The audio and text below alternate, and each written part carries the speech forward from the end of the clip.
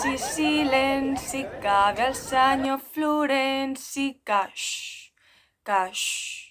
que aquí no parla ningú i qui parli ha perdut. Vinga, molt bé, nois, molt bé.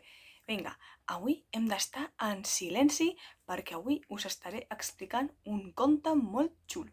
Vinga, seieu al terra. Molt bé. El conte que us explicaré avui es diu El Patufet.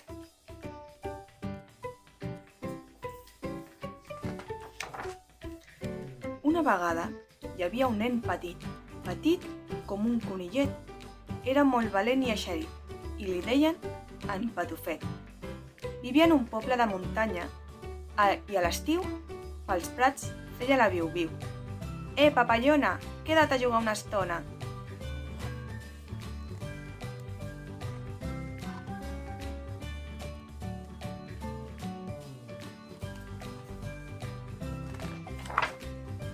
Els ulls curiosos d'en Patufet tot ho volien descobrir.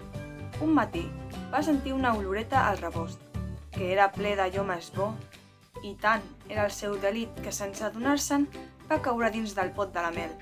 Que n'és de bona! Molt bona està la mel, nois. És molt dolça. Un altre dia va agafar la fusta de la cuina i una cullera de remenar i en va fer una barca per poder navegar. Bon dia, granoteta! Vols pujar a la meva barqueta? Veieu aquí, està el Patufet i aquí li està dient a la granota que pugi amb ella a jugar.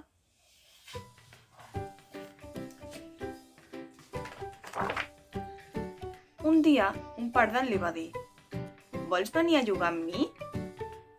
El vailet va pujar a l'esquena del pardal i s'hi va agafar ben fort.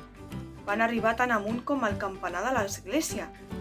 Però quan va veure que les persones semblaven formiguetes, va dir: atura't, pardalet, que ja en tinc prou per avui. Pobrissó el Patufet. Ha pujat molt amunt i ara té molt de por. I veieu? Molt petites les persones.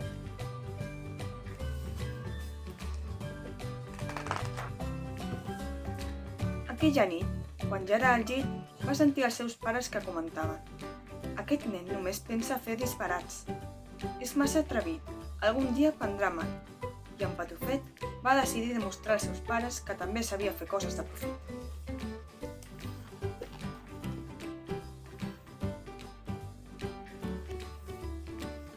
De manera que l'endemà, quan la mare va dir: Patufet, me n'he d'anar a portar el dinar al pare. Deixa'm a mi anar-hi, mare, va demanar el vailet. No, que ets massa petit i et trepitjarien.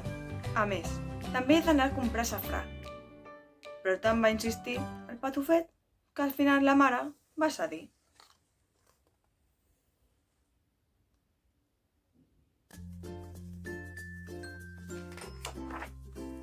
I en Patufet es va carregar el cistell a l'esquena i se'n va anar a comprar el safrà.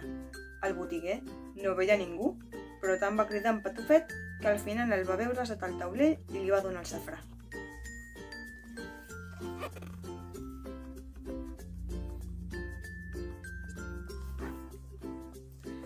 Amb el cistell al coll, en Patufet cantava: patim, patam, patum, homes i dones del cap dret, patim, patam, patum, no trepitgeu en Patufet.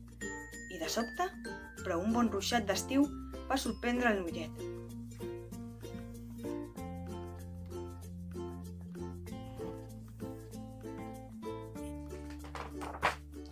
En Patufet sempre tenia una solució per a tot i es va amagar sota una col, per no mullar-se, ni ell ni el menjar.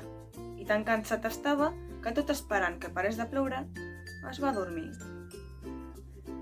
I prop d'aquell indret passejava un bou golafre, que per atzar va anar a parar al camp de cols on dormia en Patufet.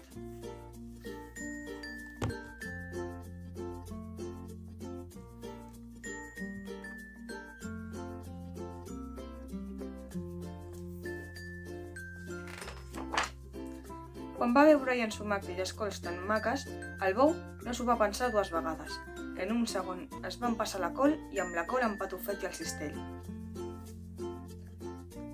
Més tard, el pare d'en Patufet, cansat d'esperar el dinar, va tornar cap a casa i, com ningú no sabia on era en Patufet, es va posar a buscar-lo. La mare i ell, espantats. «Patufet, on ets?» I se sentia una veu que deia: «A la panxa del bou, que no hi neva ni plou!» Veieu que el bou s'ha passat l'enciam amb el Patufet? Veieu el peu? I aquí més tard està la mare del Patufet i el pare del Patufet buscant-lo. Home, estan molt preocupats. El seu fill ha desaparegut. A prop del bou, la veueta se sentia ben clara. «Patufet, on ets?» tornaven a cridar. «A la panxa del bou, que no hi neva ni plou. Quan el bou faci un pet, sortirà en Patufet». El pare, en sentir això, va tenir una bona pensada. Va començar a donar més i més menjar al bou, fins que, patapum, el bou va fer un pet i va aparèixer en Patufet disparant com un coet. I davant dels ulls atònits dels seus pares, el noi va sortir igual com havia entrat, tan despert i espavilat com si res no hagués passat.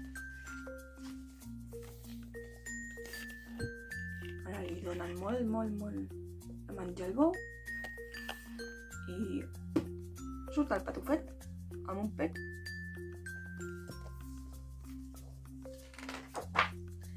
El van omplir de petons i abraçades. El pare se'l va carregar al coll i van tornar contents cap a casa, orgullosos de tenir un fill tan remut, però amb un gran cor i valent com el que més. Veieu?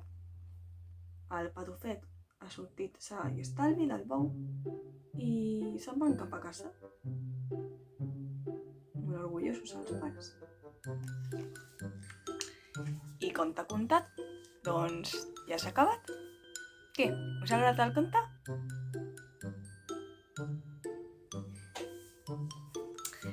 Bueno, nois, doncs jo ja em tinc que anar, però la següent sessió de contes us portaré un altre conte diferent que us agradarà molt. Adeu!